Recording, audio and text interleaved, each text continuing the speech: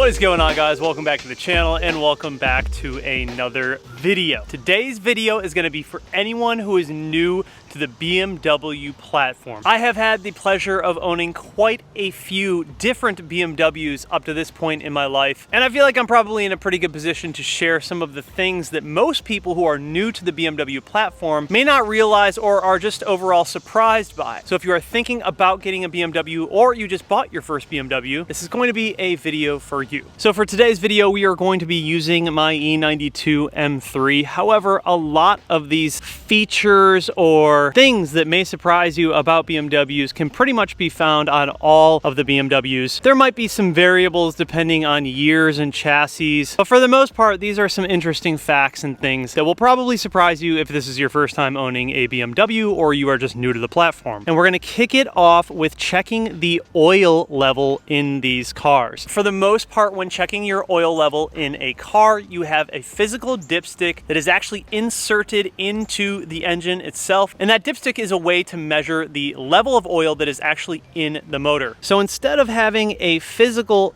dipstick with BMWs, you may go into your engine bay looking for the dipstick to find nothing. On these cars, it's actually measured by an electronic sensor, and so in order to check your oil levels, you have to do so in the car. On this particular model, on my E92 M3, you actually check it in the instrument cluster. However, if you had like the iDrive or nav, you would check it in there. For some of the BMWs, they do make retrofit kits where you can actually run a physical dipstick. However, I have not done that on mine because I don't really see it as being that necessary. I'm pretty used to checking my oil via instrument cluster, and I can show you guys how to do that right now. So the car will need to be warmed up. If the car is still cold, it's actually not going to display the oil level for you. If we go over to the turn signal right here, you're gonna see a BC.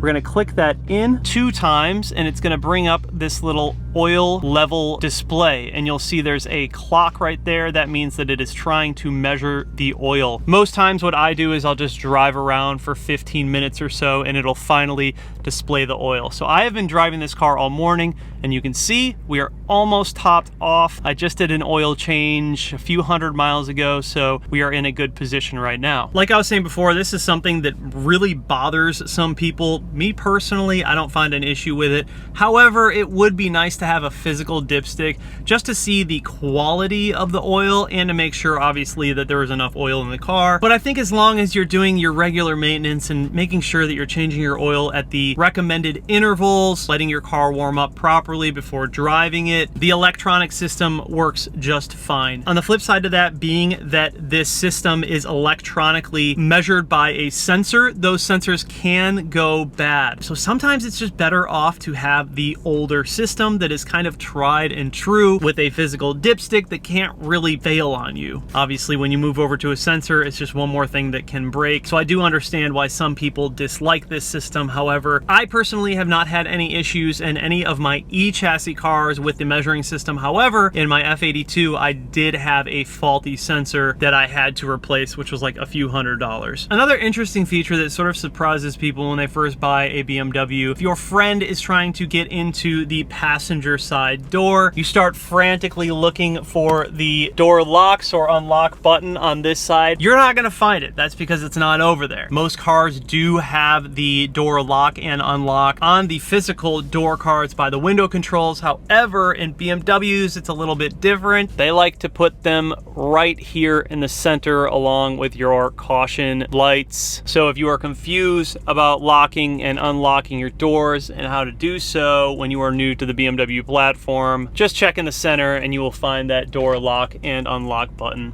right there.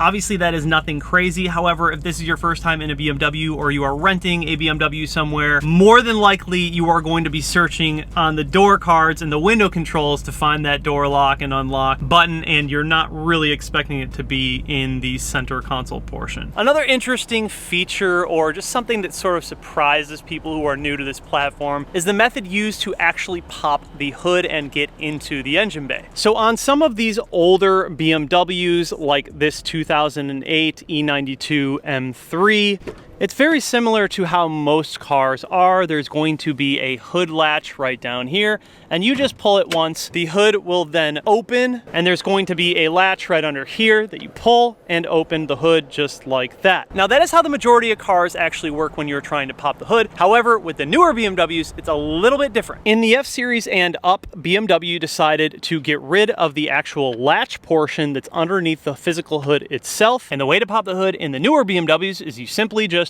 pull this twice. Even the Toyota Supra uses this method. So basically all F-Series BMWs and up, if you want to get under the hood, you just pull the latch twice and you can simply lift the hood up and it'll come right up. Sort of weird that they switched over to that, but I see no issues with it and I'm pretty used to it at this point. So if you're confused as to why your newer BMW cannot pop the hood if you're only pulling it once, try pulling it twice. Another thing that is generally just smart to know about if you are new to the BMW platform and maybe you are buying a used BMW that is not new and doesn't have warranty, so you can't just take it to the dealership and have them work on it for free. At that point, it's just smarter to find yourself a good European independent mechanic or shop that obviously has a solid reputation in your area and utilize their services in order to diagnose and do repairs on your car. The BMW dealership is notorious for being extremely expensive, very overpriced, and will most certainly run your wallet dry if you are buying an older one of these cars and trying to tackle a lot of the issues. I've had the opportunity to work with a lot of dealerships and a lot of independent mechanics, and you'd be surprised how many independent mechanics actually come from dealerships and furthermore have even more experience than the technicians at the dealerships do. So don't be afraid to reach out to some independent shops in your area and actually get a diagnosis from them if something is wrong on your car. Make sure you obviously do your homework and just be sure that it's a good shop and that they have a solid reputation, and you will definitely save yourself some cash instead of going to the dealership to have those problems solved on your car. And even better than that, if you are comfortable working on your own car, it's time to learn how to do some wrenching on your own. Simple things like oil changes, brake pads, air filter replacements, these can save you a ton of money because these are routine maintenance items that you will have to pay for. So if you just learn how to do them yourself, these are very basic routine maintenance procedures that really anyone can do if they just take their time to learn about it and buy a few simple at-home tools to get those jobs completed. There are plenty of resources online to learn how to do these things, one being YouTube, and for the most part these are very basic maintenance procedures. If something is wrong with your car, one thing I would not recommend doing is going online and posting it without having something like a code reader or actually knowing what is going on with your car, because for the most part, if you just hear some weird noise or you get a check engine light and you don't actually know why the car is throwing that, most people will just be guessing in their diagnosis. It's always a good idea to actually read the codes. The car, most of the time, will tell you why it is acting up or throwing a code, and that will give you a better idea as to how you can diagnose that actual problem and solve it. There are a lot of different code readers out there. You can buy an independent code reader on Amazon. If you have something like MHD or Boot Mode, which are tuning platforms, those also read and clear codes. Or you can use things like Carly. Lots of ways to diagnose, read, and clear codes, and the majority of us can just do it at home. One of the things that people don't realize when they buy a BMW is these cars are pretty smart, and you can do a lot of really cool things with your key fobs when you are actually walking up to the car or walking away from the car. So there's a couple of cool features, in my opinion, that this car has that if this is your first time owning a older BMW or even a newer BMW, you probably have these features already coded into the car. One of them is you can actually fold in the mirrors. So this is just nice if you are parking the car in a pretty cramped parking spot and someone is next to you and you want to make sure that, you know, no one hits your mirror when they're walking by. You can go ahead and open and close the mirror folding. Another pretty cool feature is, let's say you're walking up to the car, it's a really hot day, and you just want to get some air into the car before you actually step into it. You can hold down the open button and the car is going to roll down the windows for you as well as roll open the sunroof. Pretty cool. You can do it all with the key fob without even getting into the car or touching any buttons. And let's say you just got done driving, you have all of your windows open, you forgot to close them when you're in the car, you can lock it, hold the lock button, and it will close everything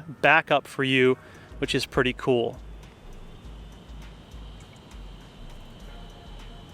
So even though this is an older 2008 model, it still has some pretty neat features in it. If you are finding that your car isn't actually doing these sort of things when you are trying it with your key fob, your car likely has the functionality in it. It might just need to be coded. And that will lead me into my next interesting point or feature about these cars. Another really interesting and cool thing to look into when you are buying your first BMW is Beamer Code. So Beamer Code is pretty neat. If you've never heard of it, you can actually download this app off of the App Store. It is not free if you want to code these features into your car, but it's also not that expensive. You download the app, pay for a subscription, which is a one-time fee with Beamer Code, and you can go ahead and actually code in different features into your car. Things like folding mirrors, different colors in your ambient display on the newer cars. You can change the brightness of the headlights, can change things like the windows opening and closing with the key fob. Lots of really interesting things that you can do with Beamer Code, and it's cheap and easy to use. Once you have downloaded the Beamer Code app, you just buy a Bluetooth adapter that allows the car to communicate with your phone. You plug that adapter into the OBD2 port, fire up the app, choose your car, and you will find a bunch of different modules that you can go into and just change a ton of cool little features. I have made a bunch of Beamer Code videos, so if you're interested in what that looks like and some of the things that you can code, check out that playlist down below. But Beamer Code is awesome, and it just allows users like ourselves who buy BMWs to really manipulate the car to react the way that we want it to. And rather than going to the dealership and having them charge us an arm and a leg to get simple features into our car that the car is actually already capable of doing, they're just not coded into it. We can do it here ourselves at home, which is just awesome. I'll have some links down below for discounts on Beamer Code adapters if you're interested in going that route. So anyways, guys, if you are new to BMWs, hopefully this list helps you out. I've made a bunch of different videos that are kind of like this. If you're just looking to get your feet wet with BMWs, if you're thinking about buying one, they are fantastic cars. Don't be scared about what people say online, how they are unreliable, how they break down all the time, the break my wallet memes. If you are buying an M car, it is going to be a little bit more expensive to maintain because the parts are just a bit more expensive. However, these cars are incredible. They drive extremely well. They have tons of cool features, and in my opinion, I might be a little bit biased, but they look incredible. I often find that it's just really important to do your due diligence when buying a new BMW or a used BMW. Make sure you get a pre-purchase inspection, and the majority of people that are having issues with these cars, it likely just was not maintained properly in its previous life. I personally have owned quite a few BMWs, as well as a bunch of my friends, and really it all just comes down to proper maintenance, making sure that you just take care of the car, and if you do so, the car will take care of you. Anyways, I hope you guys enjoyed this video. If you did, like it. If you're new, make sure you subscribe, but I will see you guys in the next one. Peace out.